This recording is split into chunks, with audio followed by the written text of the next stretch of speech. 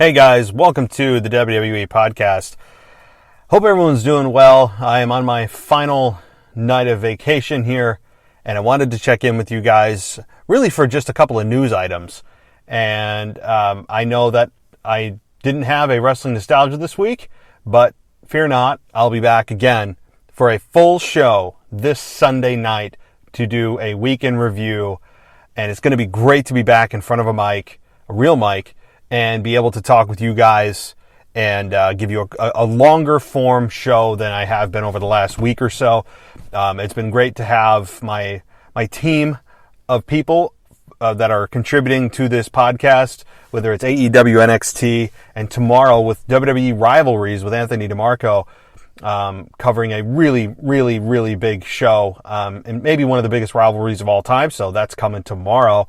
And then the SmackDown review, of course, full SmackDown review on Saturday. But this is quick hits, which means I try to keep this to 15 minutes or less. I haven't been doing a great job of that lately, but that's because I've got so much pent-up wrestling frustration not being able to talk to you guys.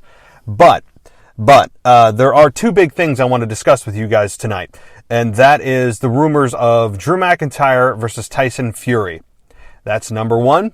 And number two is the big news, sad news, but encouraging news all at the same time from The Rock, dropping the bombshell that he himself, his wife, and his children all tested positive for COVID-19. So I'm going to get to that at the second half of this show, if you will. But first, Drew McIntyre and Tyson Fury. The rumors swirling, the Twitter war. Even though I'm not on Twitter anymore, I still keep tabs on what the heck is going on, and each of them throwing jabs at the other, and then Triple H commenting that he could make it happen, that he just needs to make a call, maybe this is something that could happen, and Drew saying that he's not a guy that's just going to come in and, basically do a job for him. And let me just say this, when Tyson Fury was in WWE the first time around, and it was against Braun Strowman, as we all know, having him beat Braun Strowman was something that, again, I'm never a fan of WWE bringing in stars outside of the company just to make those stars look good. Never. Never. It is never a good idea to do, and almost always happens. You want examples? Snooki. Yeah, I said Snooki. Remember Snooki? She was in a WrestleMania match. Floyd Money Mayweather against Big Show at WrestleMania 23, I believe it was. Although exceeded expectations, beat the Big Show. We had, who else was it? Bob Barker, I remember he was in there, but he didn't actually have a match when they did like the Raw co-hosting deal, or the celebrity host Raw every Monday night. And Tyson Fury coming in. They had, who was it? Mickey Rourke punching out Jericho. I mean, you go down the list, and there's a litany of stars coming in outside of the company to make the WWE stars look like fools. I mean, remember the Saturday Night Losers?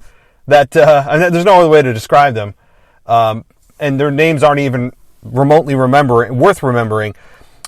Also, Braun Strowman involved in that angle and making them look like fools. And it's just never a good idea, because even if, in the rare event, WWE stars get one over on those celebrities coming in, those celebrities, 9 times out of 10, do not take things seriously. It feels awkward most of the time. I mean, Donald Trump was involved in an angle. That was even weird. They don't feel like they're part of the system. They feel like they're kind of like wink, nod, and, LOL, what I'm doing isn't real.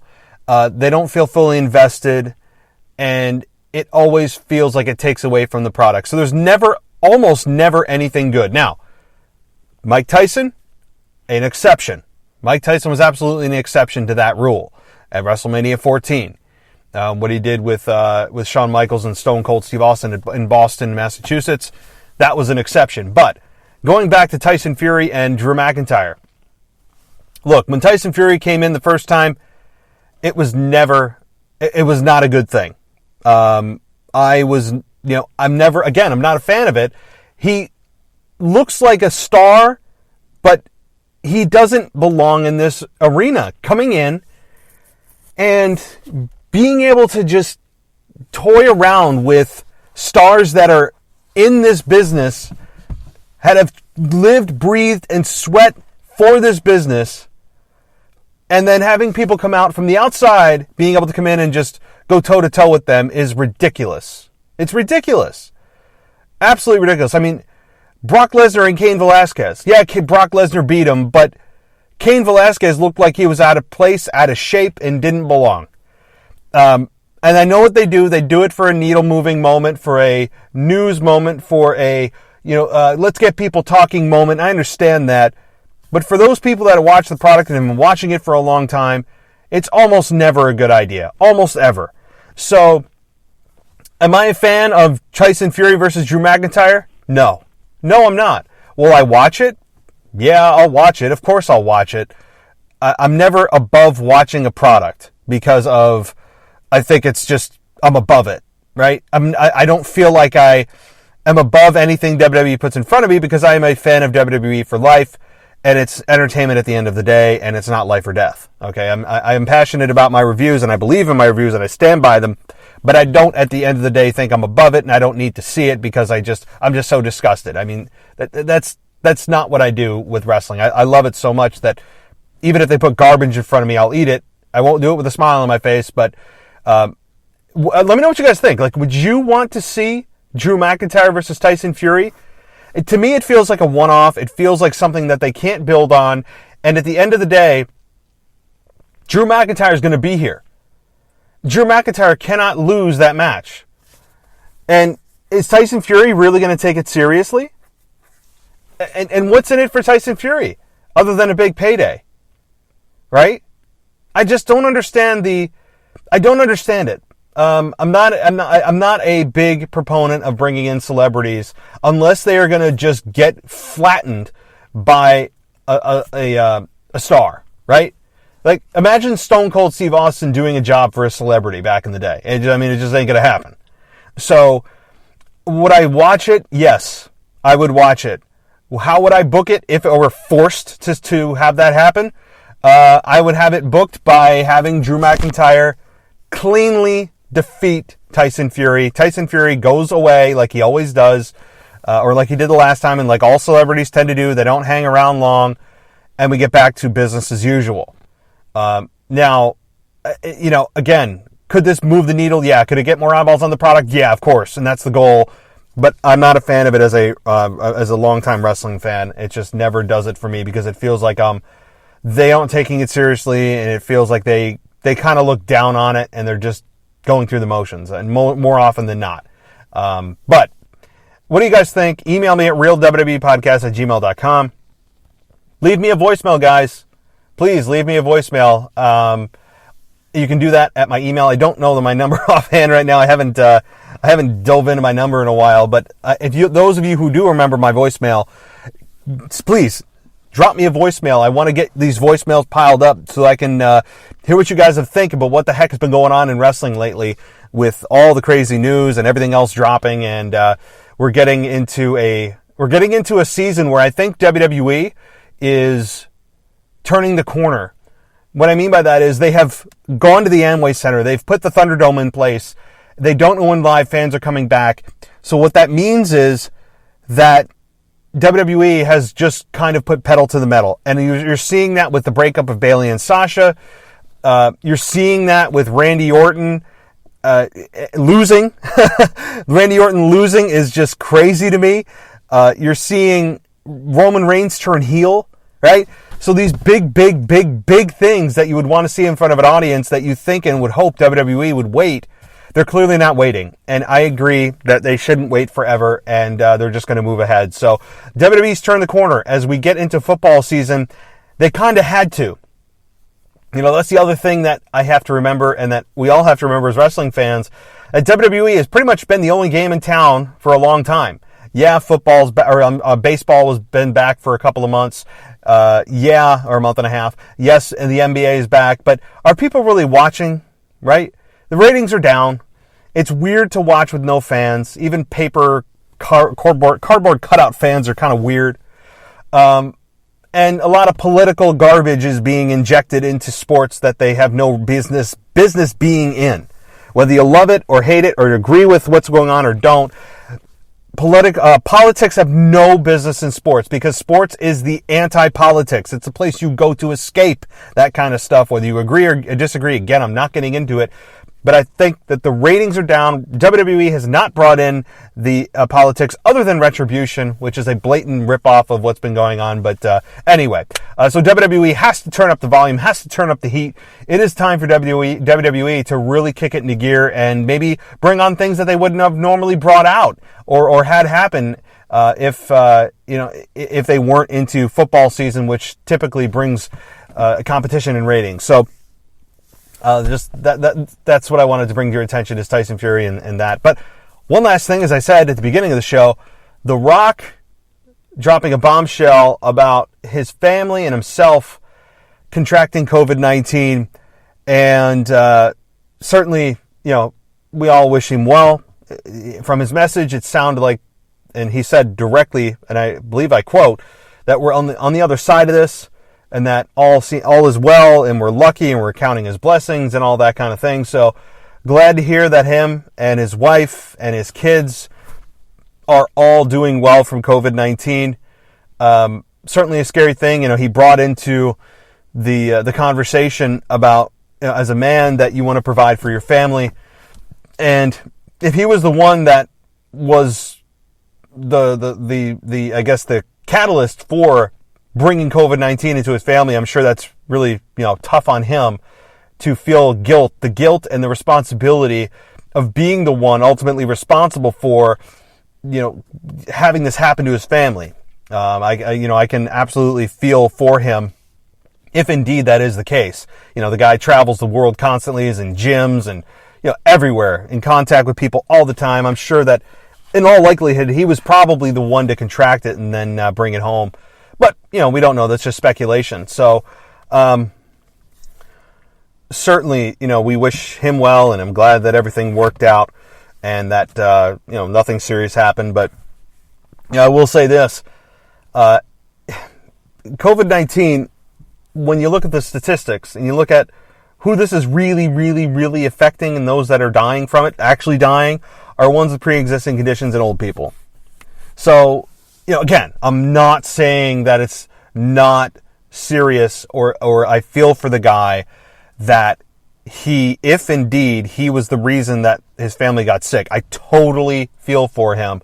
But when you look at the statistics and realize that, hey, kids are actually at the lowest of low risks to die from this virus, and that the flu is, I think, 5 to 10 times more likely to kill a child than COVID-19 is, and that if you're healthy, that it most likely will just kind of come and go. That kind of gives you a little bit of peace of mind that, hey, yeah, I brought this home, and I absolutely understand. Like, that is the human part. I don't want you guys to think I'm diminishing that. But when you look at the statistics, it's like, oh, well, it really shouldn't affect him or his family in terms of actual statistics of people dying from this. And the CDC recently put out that only 6% of those numbers that they had in the United States that have died from COVID-19 were actually only because of COVID-19, which puts it at a few thousand people that have died directly from COVID-19, not in addition to some other existing condition that person had. Yeah, I mean, I'm not saying we've all been duped, but I think the flu certainly kills more people and is more serious for kids, especially than it is COVID-19. But I'm not saying don't wear your masks. I'm not one of those people that say don't wear a mask. I'm not one of those people that says, oh, just the hell with the rules and just do what you want. I'm not saying that. I'm taking this virus seriously, but when you look at the statistics, they kind of speak for themselves. Opinion kind of goes out the window when you look at numbers, hard facts.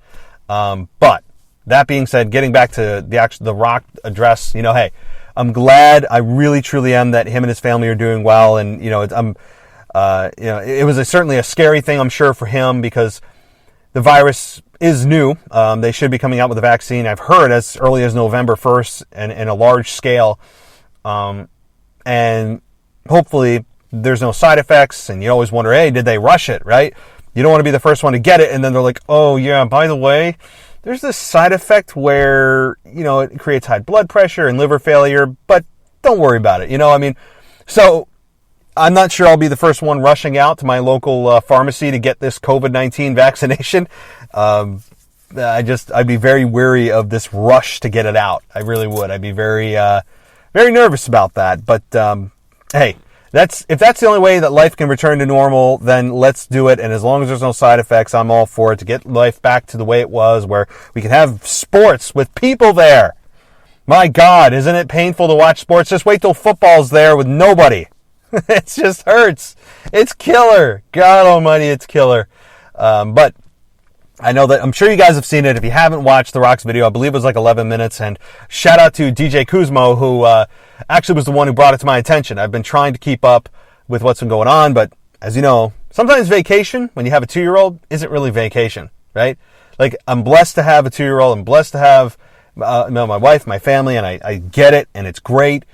But look, the reality is, when you're on vacation with a 2-year-old, it's actually more stressful, because now you're in a place that you have to watch him even closer, and it's a place he's not familiar with, you're not totally familiar with, so it's more stressful, and his sleep times are off, and it's really like, it's just another place to go to take care of your kid, and you can't really relax. There's never really an off button. These times when I'm talking to you guys are really my only time, where I work out, I do this, and then I go up into my room and shower.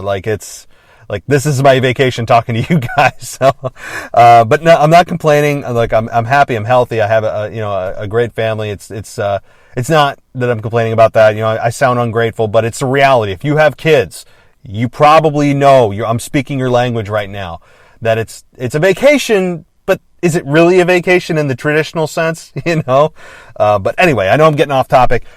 I hope you guys have enjoyed my quick hits this week. I know that it has been kind of sporadic. It's been a little off kilter. It's been here and there, and I've tried to hit it with you guys as consistently as I can. But things are returning to normal very, very soon. I'll be back on the mic Sunday night in my normal seat, with my normal equipment, my laptop on, and ready to talk wrestling. And I'm really looking forward to that. So it's now September, though, right? It is September, and football is right here. It's here, and it's now. And if you're a football fan, you're ready to go, or unless you're not watching this year, or if you have a fantasy team like I do, that's really the only reason I care. But wrestling is also, again, in full gear. And if you guys want to reach out, now is the time to send me a voicemail. If you know my number, I wish I knew offhand, I don't.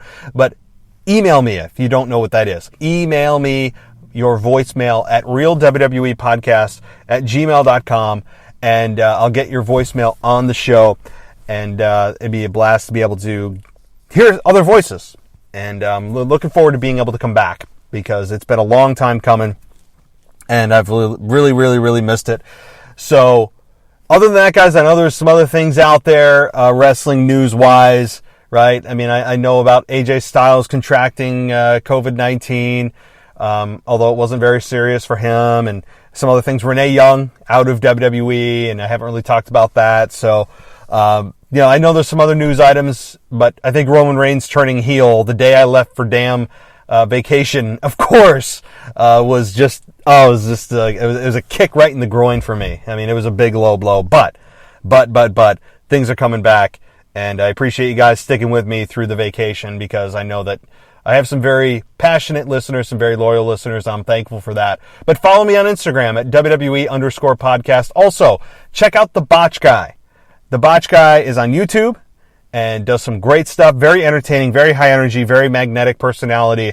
And also check out Chris Van Vliet. I was on, I believe he plugged this show on his, and now I'm going to plug his show on here, because I had him on last week as a guest, and it was a great talk. Probably one of my favorite interviews of all time with Chris Van Vliet. So check him out as well on YouTube. So, which, by the way, I will be getting on YouTube in the coming months and doing things, I don't know what yet, probably not long form. I'm not going to be recording my podcast there. I don't think sitting watching me do a podcast is particularly interesting. So it'll be additional content beyond sitting watching me record a show. I just don't think there's any interest in that. It'd be just me in front of a microphone. So if you guys have ideas, please send them my way. I'm interested. If you want me to do things on YouTube, what would you want me to do? You know, I want to keep it somewhat short. People's attention spans aren't exactly long these days. Shoot me some ideas. If you guys are like, hey, this would be cool, this would be cool, this would be cool, let me know. realwwepodcast@gmail.com. But that is it for me, guys. I'm after 20 minutes now. Got to get my workout in, got to get my shower in, and then I'm hitting the hay. So it's been a week. It has been a week, but I will be back in full force this Sunday night. So thanks so much, guys, for listening. I'll be talking to you very, very soon.